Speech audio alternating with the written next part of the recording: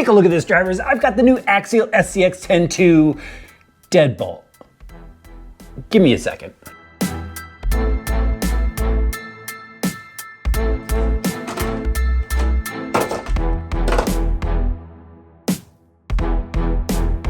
Okay, so I just had to double check that this is in fact a new kit, and it is. So that means in this video, I'm gonna tell you the differences between this and its predecessor. I'm also gonna tell you who this rig is good for, and of course, we're gonna take it out for a crawl. First things first, I absolutely love the blue body on this rig. I don't know why, I'll leave the guesses up to you, but that is probably the best color they've had on the Deadbolt. Now it's also available in that very light tan, almost cream. And let's get on to the body itself and what makes the Deadbolt the Deadbolt. This body, it's a custom off-road truck. What I really love about this body is that this molded cage, the PIA light bar up top, and of course the driver figure in there, and they give you the extra heads in the kit. Let me know what axial head you like better, the racer guy, the motocross guy, or skull guy. Let me know in the comment section below. And this kit's really easily customizable. With just a few bucks, you could put LEDs in the light bar up top. I've seen guys cut the rear of the cage off and just make it look really cool and custom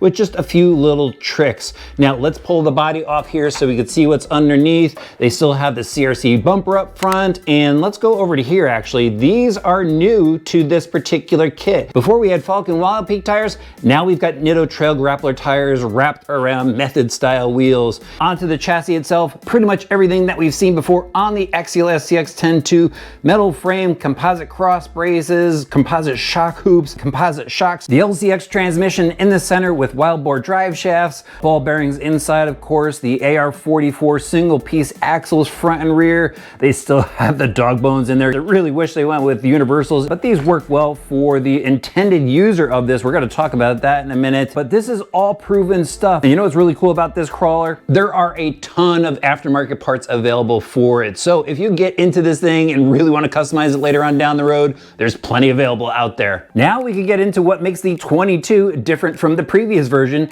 and that is the electronics. So up front here, we've got the Spectrum S614 servo. It's actually fitted with a metal servo horn from the factory, so that is a really cool update. And then back here, we've got, well, rebranded electronics. We've got a Spectrum ESC now. It's much like the previous version. However, this one is fitted with an IC plug. There is a Dynamite labeled 35 turn 540 motor. And inside the sealed receiver box, we have an SLR 300 receiver that talks to the included Spectrum SLT2 radio system. So it's basically just an electronics update in this new kit. So now the questions are, why? Why did Axial do this? Who is this for? Especially when they have the Axial SCX 10.3 base camp out, which is a great crawler. Well, I'm gonna tell you why, obviously. This is for a base of new people that come into the hobby. From what I've been told, the Deadbolt still sells really well. That group of new people that are coming into the hobby, there's people that just want to have fun with a capable crawler. And that's what the Deadbolt is. It's a great crawler. It's a lot of fun, and it's $50 cheaper than the base camp. So for some people, that's a battery and charger depending on what they pick up. And for them, that's got to get them going, and that's all that they need. So it serves a new base in this hobby and gets them into it. So let's get this thing prepped and we'll take it out for a crawl.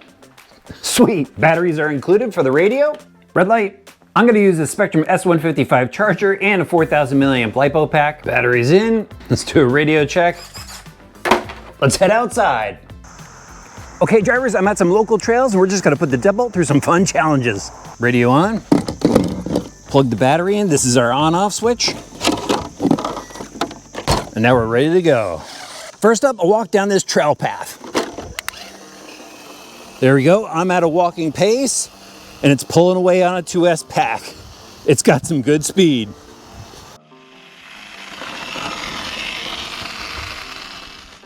Next up, a dirt hill climb.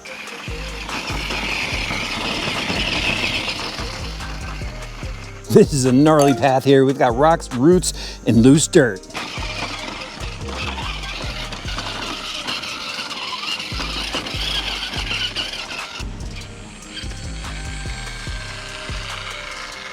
Oh yeah, time for some water crossings. Oh, this downhill into the stream, this is a bit of a challenge. No problem. Nice.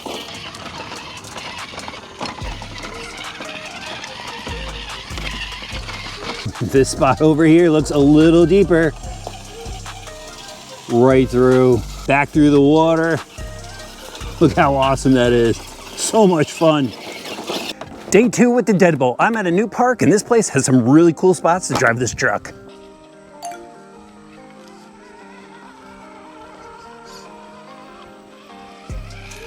Perfect spot to test out the drag brake. Look at that, wheels just stop. Nice. All right, here we go, the descent. Oh, close, yeah. Oh, oh, crash.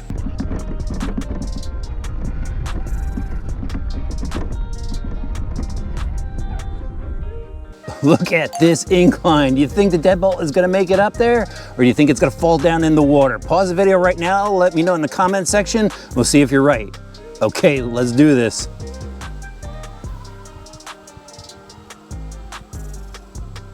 It's going. I have to hold my breath for this one. Yeah, it hit the top all the way. Nice. Oh, almost rolled it coming down though.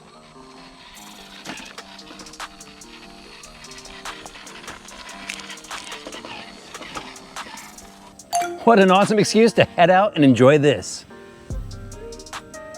So I was on a mission with the Deadbolt. I took it to a couple trails where I knew the terrain and I knew I could go and challenge this rig. I've driven a bunch of these before, but I wanted to go out and have a lot of fun with it. So I found a spot where I could crawl up a dirt hill, found some really rocky, gnarly terrain to go through, and some pretty steep inclines, and I just had a blast with this rig, and it was pretty capable through all of the challenges that I put it through. We know that this is a capable rig. There's still people that enjoy this platform a lot, and it's built really well as an entry-level crawler or something that you could grow into.